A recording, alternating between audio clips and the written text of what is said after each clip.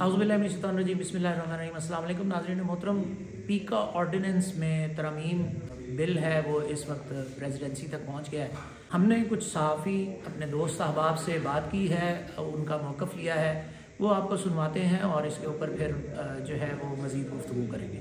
मैं समझता हूँ कि पीका ऑर्डिनेंस के हवाले से अगर बात की जाए तो उमूमन आपने देखा होता है कि हमारे जो पॉलिटिशियन है, सियासतदान है, ये जब भी हुक्मरान बनते हैं तो पता नहीं इनको हम सुई की तरह चुभते रहते हैं। और जब ये पोजीशन में होते हैं, यही मरीम नवाज, यही नवाज शरीफ, यही शहबाज शरीफ हमारे जब एहतजाज होते थे उसके में ये बैठे होते थे। और आज जिस काले कानून को उन्होंने बनाने की कोशिश की, और मैं समझता हूँ कि बिल्कुल नहीं होना चाहिए। और फिर ऐसा कानून जो बिल्कुल काला स्या कानून, और आपने वैसे भी तो सहाफ़ियों की ज़ुबान बंदी के लिए क्या क्या नहीं जतन किए, और अब कोशिश यही की जा रही थी कि भाई साहब 3 साल कैद, 20 लाख जुर्माना, और वो भी अगर आपको कोई सहाफ़ी पसंद नहीं आता, उसका बयान पसंद नहीं आता, तो भाई वैसे भी FI आपके अंडर है, सारी चीज़ें आपके अंडर है। और जो तरीके से आप लोग मुकदमात पे सहाफ़ी पे इससे पहले बनाते रहे, तो ये तो मजीद आप नुकसान जो है किसको होता, हमारा ही हो रहा है। सो मेरे ख्याल में इस वक्त जो खबर अभी आई है, कल एहतजाज सहाफ़ियों पर तशद्दुद भी हुआ है बहुत सारे सहाफ़ियों पर, और अभी जो खबर आई है कि पीका ऑर्डिनेंस को जो है उस पर दस्तखत जो है उसको वापस कर दिया गया, तो मेरे ख्याल में ज़रूरी है, क्योंकि पहले से हम बड़ी मुश्किल से जो है एमनेस्टी इंटरनेशनल से की लिस्ट है, हम बड़ी मुश्किल से निकले हैं। याद होगा आपको इमरान खान के टाइम का। और फिर इसके बाद अगर यूरोप की मंडियों तक रसाई है तो वो भी खतरे में पड़ सकती है। तो इस किस्म की जो पाबंदियां, कदगने, इस किस्म के जो बिल बनाए जाते हैं, सिर्फ मकसद ये होता है कि सहाफ़ियों की ज़ुबान बंदी की जाए, सच और हक की जो बात है उसको किस न किस तरीके से ज़बरदस्ती रोका जाए। तो मेरे ख्याल में इस वक्त ये बात खुशाइंद है कि कम से कम हुकूमत को होश के नाखून लेने होंगे। सारी उम्र उन्होंने हुकूमती बेंचों पर नहीं बैठना। फिर जब इन पे मुश्किलात होंगी तो यही सहाफ़ी इनको याद आएंगे। तो भाई ये वक्त जो है ये बहुत जल्दी गुजर जाता है इक़्तिदार का, और इस किस्म के ये काले कवानीन जो हैं इनको बनाने ही नहीं चाहिए। और अगर ये बनाते हैं तो फिर इनका अंजाम भी सोच लेना चाहिए कि इसका अंजाम भी फिर बड़ा मुश्किल होता है। देखिए, मेरा मौक़िफ़ थोड़ा सा मुख्तलिफ है। बहुत से हमारे सहाफ़ी दोस्त, हमारी तंजीमें इसके खिलाफ सरापा एहतजाज हैं, कुछ उनके तहफ़्फ़ुज़ात हैं, लेकिन ओवरऑल पीका एक्ट के अंदर जो उसकी मेजर क्लॉजेज़ हैं, मुझे उससे इख्तिलाफ़ नहीं है। मेरा उसके ऊपर जो व्यू पॉइंट है वो ये है कि मुझ समेत कोई भी अगर कोई फेक खबर करता है, अगर किसी की इज़्ज़त को उछालता है, किसी माँ बहन की इज़्ज़त का ख्याल नहीं रखता, अपने मुल्की इदारों, रियासती इदारों, उनके सरबराहान के ऊपर या किसी भी और शख्सियात के ऊपर प्रोपेगेंडा करते हुए उसकी क्रेडिबिलिटी को ख़राब करता है, जिसका कोई हकीकत के साथ ताल्लुक़ नहीं है, मुझ समेत कोई भी हो, तो डेफिनेटली उसके खिलाफ पीका एक्ट के मुताबिक कार्रवाई होनी चाहिए। हाँ, ये ज़रूर है कि देखिए, कानून कोई भी हो वो ख़ुद बुरा नहीं होता। कानून का इस्तेमाल समटाइम जो इस्तेमाल करने वाले हैं उनके इंटेंशन ख़राब हो जाए तो उसका मिसयूज़ ज़रूर करते हैं। इसका मिसयूज़ नहीं होना चाहिए। एक अथॉरिटी कायम होनी है जिसके अंदर थोड़ी सी हौसला अफज़ा बात ये भी है कि उसके अंदर हमारी सहाफ़ती तंजीमों के या सहाफ़ती नुमाइंदे भी उसके अंदर मौजूद होंगे। इसकी सही मानों में इसकी इम्प्लीमेंटेशन है वो होनी चाहिए। तो मेरा नहीं ख्याल कोई कबाहत है। देखिए, इस वक्त हम ऐसा मुल्क हैं जहाँ पे रिसेंटली UAE के सदर आए, जिस तरीके के साथ हमने उनका सोशल मीडिया के ऊपर हशर नशर किया, इसी तरह और बहुत से एग्जांपल्स हैं। एक फेक न्यूज़ जो लाहौर के कॉलेज से मुतल्लिक थी, उससे देखें कितने बच्चों का मुस्तकबिल तारीख हुआ, गिरफ्तारियाँ हुई, जलाओ घिराव हुआ, सरकारी इमलाक को नुकसान पहुँचा, फिर पता चला फेक न्यूज़ है। एक TV चैनल जो कि पैमरा लाइसेंस के मुताबिक काम करता है, वहाँ पे एक सियासी जमात का नुमाइंदा बैठ के कहता है जी कि इस्लामाबाद की जिन्ना एवेन्यू के ऊपर इतने 100 बंदों की लाशें गिर गई, इतने 100 बंदे मार दिए गए। उसके बाद वही जमात कहती है कि नहीं जनाब, वो तो 12 बंदे सन या 6 बंदे सन। एक की भी हलाकत हो तो वो काबिल अफसोस है, लेकिन आप एक हाइप क्रिएट करके पूरे मुल्क की फेक खबर के न्यूज़ से गैर जिम्मेदारी का मुजाहरा करते हुए मुल्क के हालात ख़राब कर दें, तो ऐसे अनासर को और ऐसी स्टेटमेंट देने वालों को सर के ऊपर कोई तो चेक इन बैलेंस को खौफ की तलवार लटक रही होनी चाहिए। अगर मैं गलत बात कर रहा हूँ तो मुझसे पूछ कुछ हो सकती है। इसका इम्प्लीमेंटेशन गलत नहीं होनी चाहिए। जहाँ पे कोई थोड़ी बहुत कन्फ्यूजन है उसको एड्रेस कर लेना चाहिए। ओवरऑल सोशल मीडिया के बेलगाम इस्तेमाल को, झूठ और प्रोपेगेंडे को फ़रोग देने के जो सिलसिला है उसको रोकने के लिए पीका एक्ट अगर नाफिज होता है तो उसको ज़रूर होना चाहिए। देखिए, पीका ऑर्डिनेंस क्या है? 2016 में ये नून लाई थी, ठीक है। उस वक्त भी उन्होंने कहा था कि हम सोशल मीडिया को रेगुलेट कर रहे हैं, और उसके बाद इमरान खान साहब की हुकूमत में भी हमने देखा कि तरमीम की गई उसके ऊपर। लेकिन अब की बार जो ये तरमीम करने जा रहे हैं या कर चुके हैं, और अब सदर मुमलिकत के दस्तखत के बाद ये पीका एक्ट नहीं होगा, बल्कि एक लिहाज से आप कह सकते हैं कि मार्शल लॉ जो है वो कानून के तहत आ जाएगा। अब उसको एक कानूनी शेल्टर हासिल होगा। मुझे बताएं, मिसाल के तौर पर आपने फेक न्यूज़ की कोई तशरीह नहीं की, कोई वजाहत नहीं की। तशरीह ये है कि मुझे लगी आपकी बात फेक न्यूज़, तो वो फेक न्यूज़ होगी। अब खुद वज़रा के मुख्तलिफ बयानात तजादात, आप इरफान सदीकी साहब हैं, उन्होंने कहा जी मोहसिन नकवी साहब जो हैं यहाँ से सरकारी टूर पे नहीं गए अमेरिका, और मोहसिन नकवी साहब ने अपने मीडिया टॉक में क्या कहा कि मैं सरकारी सतह पर आया हूँ। तो अब मुझे बताएं फेक न्यूज़ कौन फैला रहा है, वज़रा फैला रहे हैं या सहाफ़ी फैला रहे हैं? सेम इसी तरह मैं अक्सर कोट करता हूँ कि उस दिन जब ये एंटी चैनल लॉबी में गए, गलती से गए या जो भी हुआ, हमने इसको रिपोर्ट किया उस वीडियो में, क्योंकि वो वीडियो हम तक कैसे पहुंची, वजारत दाखिला के उन फोरम्स के ज़रिए ही हम तक पहुंची, जो पूरे मीडिया ने देखा। वो एंटी चैनल लॉबी थी, उसी की वजाहत जो है फिर आपके वजारत खारजा को जो है तर्जमान को करनी पड़ी, और उन्होंने कहा कि ये गलती से वहाँ पर गए। जबकि मोहसिन नकवी साहब मीडिया डॉक्यूमेंट डटे खड़े थे कि नहीं, मैं तो किसी एंटी चैनल लॉबी में गया ही नहीं, वो तो मानने के लिए तैयार नहीं कि ऐसा कुछ हुआ है।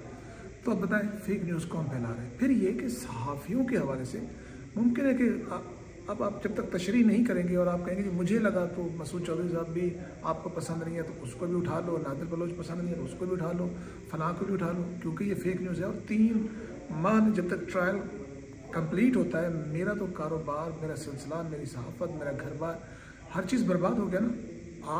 आप तो सिर्फ ये कहेंगे 3 माह में आप फ्री हैं, तो जो ट्रिब्यूनल है वो भी आप बना रहे हैं, ट्रिब्यूनल में जो बंदे तैनात करेंगे वो भी आप करेंगे। फिर आपने हाई कोर्ट का ऑप्शन ही ख़त्म कर दिया, सीधा सुप्रीम कोर्ट। यार यहाँ पर तो लोगों को तनख्वाहें नहीं मिलती कई माह, वो कहाँ से इतने पैसे अरेंज करेंगे? और वो जाएंगे जनाब सुप्रीम कोर्ट में जाके उसको चैलेंज करेंगे, और सुप्रीम कोर्ट में भी जब जाके ख़त्म हो गया और ये पता चले कि ये बदनीयती पर ये केस बना था, तो फिर क्या करेंगे आप?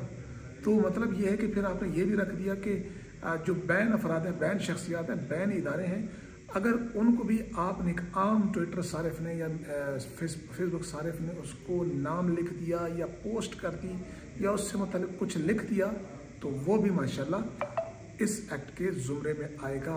तो ये बड़ा अजीब व गरीब यानी कि कानून है, जिसके ऊपर कोई डिस्कशन नहीं की गई, स्टेक होल्डर से कोई बात नहीं की गई, किसी से मशावरत नहीं की गई, इवन कि किसी से इनपुट तक नहीं लिया गया। क्या ही बेहतर होता आप हमारे साथ बैठ जाते, हमें बताते जनाब ये हमने बनाया, इनिशियल ड्राफ्ट है, इसमें आप अपना इनपुट दें, हम अपनी इनपुट देते और उसको पूरा, क्योंकि 25 करोड़ आवाम पर इसमें इम्प्लीमेंट होना है। तो मेरे ख्याल में जो लाते हैं भुगतते भी वही हैं, और नून लीग को पता चलेगा आज जो जिनके बलबूते पर वो ये कर रहे हैं, कल इसी की जद में ये खुद आएंगे। देखिए जी, पीका ऑर्डिनेंस के पिछले 2016 से हम सुनते आ रहे हैं, मुसलसल हुकूमतें बदलती हैं लेकिन आर्डिनेंस नए से नए आते हैं सहाफ़ियों के लिए। इसका मतलब ये है कि हुकूमत नून लीग की हो, हुकूमत पीपल्स पार्टी की हो, हुकूमत PTI की हो, कोई भी नहीं चाहती कि सच्चाई जो है वो मंजर आम पर है। तो इस वजह से सहाफ़ियों की ज़बानबंदी के लिए मुख्तलिफ़ अदवार में मुख्तलिफ़ क़वानीन बनते आए हैं। अब भी एक मरतबा फिर एक कोशिश की गई है, जिसको आज की जो लेटेस्ट ख़बर है उसके मुताबिक तो सदर आसिफ अली जरदारी ने अभी तक दस्तखत नहीं किए मौलाना फजल रहमान की रिक्वेस्ट पर, मगर अगर वो दस्तखत वो पीछे से वही, क्योंकि हुकूमतें चलाने वाले अनासर और होते हैं तो उनका प्रेशर रहा तो जरदारी साहब क्या कर सकेंगे, वो भी दस्तखत कर देंगे।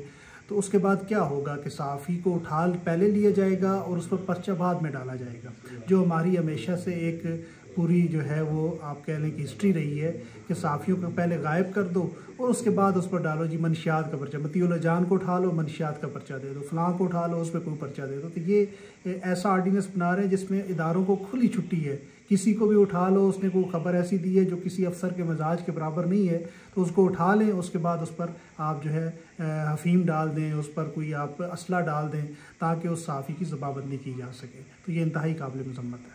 इस ज़िम्मेदारी और रिस्पॉन्सिबिलिटी के कल्चर को दुआम देने के लिए बड़ा ज़रूरी है कि जो बेलगाम सोशल मीडिया हो चुका हुआ है पूरी दुनिया में और ख़ासकर पाकिस्तान के कॉन्टेक्स्ट में, उसको लगाम देने के लिए ज़रूरी है कि कोई कानून अमल दरामद किया जाए। हाँ, ये मैं मानता हूँ कि जो रेगुलर मीडिया है, जो प्रिंट मीडिया है या जो नेशनल इलेक्ट्रॉनिक मीडिया है, वो हाईली जो है रेगुलराइज्ड है, और उनके हवाले से तो मैं कहूँगा कि उनके जो एतराज़ात हैं उनको दूर करने की अशद ज़रूरत है। लेकिन जब ये बात आ जाती है सोशल मीडिया में, तो सोशल मीडिया में भी मैंने देखा है कि कुछ रिस्पॉन्सिबल जो जर्नलिस्ट होते हैं वो भी आके थोड़ा सा लिबरलाइज्ड हो जाते हैं, अपना व्यू पॉइंट शायद वो इसलिए जो है ज़्यादा बात जो है बग़ैर किसी छानबीन के वो कर जाते हैं सिर्फ इसलिए कि उनके व्यूज़ जो हैं वो बढ़ जाएं, तो मेरे ख्याल में ये ज़्यादती है। लिहाजा सोशल मीडिया पे ये ज़्यादा कदगन आएगी और उनका जो है ना कला कमा किया जाना बहुत ज़रूरी है कि किसी की पगड़ी ना उछाली जाए। लेकिन साथ साथ मैं ये भी कहूँगा कि जो रेगुलर मीडिया है उसको मज़ीद जो है ना रेगुलराइज ना किया जाए। उनका एक अपना सिस्टम है, उनका एडिटर होता है, उनका न्यूज़ एडिटर होता है, उनमें ऑलरेडी चेक एंड बैलेंसेस होते हैं और सम टाइम्स स्टोरी जो होती है वो बाउंस बैक हो जाती है क्योंकि ये हमारा प्रोफेशन है और वो क्लैरिफिकेशन भी आ जाती है। लेकिन इसकी आड़ में जो रेगुलराइज्ड मीडिया है, प्रिंट मीडिया है या नेशनल इलेक्ट्रॉनिक मीडिया, अगर उसमें किसी सहाफ़ी से गलती हो जाए तो उसकी जो ट्रीटमेंट है वो डिफरेंट होनी चाहिए उस सहाफ़ी से जो सोशल मीडिया में बात कर रहा है। जी नाज़रीन, आपने सीनियर जर्नलिस्ट हमारे दोस्त अहबाब की गुफ्तगू सुनी। हुकूमत की जानिब से हमेशा कोशिश की जाती है कि सहाफ़ियों को उनके हकूक़ से रोका जाए और उनको काम करने से रोका जाए। हमेशा से पीका ऑर्डिनेंस की आड़ में बहुत से सहाफ़ी हैं जो केसेस भुगत रहे हैं। हम खुद भी जो है वो केसेस भुगत रहे हैं। हालांकि स्टोरीज़ सबकी सब सच थी, मुकम्मल तौर पर इन्वेस्टिगेटेड स्टोरी थी, कोई ऐसा प्रॉब्लम नहीं था, लेकिन फिर भी केसेस का सामना आज तक कर रहे हैं। आपने दोनों जानिब का मौक़िफ़ सुना। बात सिर्फ इतनी सी है कि कवानीन का जो इतलाक़ है, जब कानून बन जाता है तो उसका जो इतलाक़ है वो किसी के इख्तियार में नहीं रहता, वो उस शख्स के इख्तियार में चला जाता है जिसने उसके ऊपर इम्प्लीमेंटेशन करनी होती है और हम किसी भी तरह से उसको पाबंद नहीं कर सकते कि वो दुरुस्त इतलाक़ करेगा या गलत इतलाक़ करेगा।